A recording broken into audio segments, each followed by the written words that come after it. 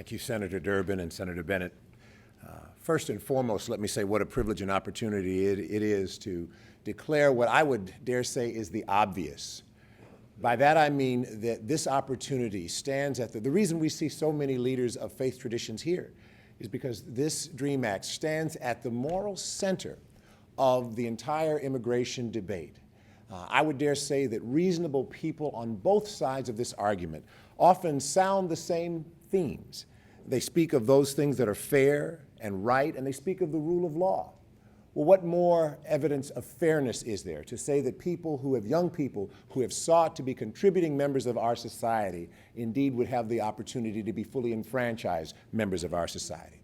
We speak about what is right.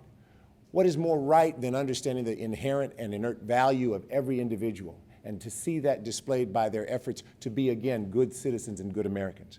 And then also we talk about the rule of law. Well, if there's ever a measure that would allow for us to honor the rule of law, it is to indeed acknowledge the fact that these young people have done just that. They have abided by, they have stood by the rule of law, and through no fault of their own, find themselves in a situation that can be remedied by an act, indeed, of Congress, and indeed by the support and the actions of the President of the United States. So therefore, we call on Congress to enact the DREAM Act, and we call upon the President to issue immediate guidance for immigration agents to stop detaining and to stop deporting dreamers. We ask that President Obama understand the importance that he needs to use his authority granted to him by Congress to stop the suffering of DREAM students.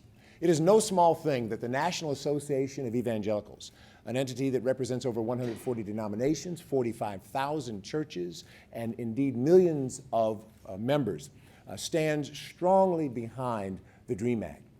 Strongly behind it again because it's at the moral center of this debate and it is indeed the right thing to do. And as a member of the board of directors of the National Association of Evangelicals, I'm happy to say that we continue to strive to make this argument in every quarter, so that indeed the members of this legislative body, the Senate of the United States, will understand no matter what side of the aisle they occupy, that this is the right thing to do. This is an opportunity that history has afforded for them to do what is morally right, what is ethically grounded, and indeed what has a measure of impact that will go far beyond the present moment. So again, we ask the members of the Senate, we ask the President, we ask all of those who might indeed move us forward in the right way to do so even now.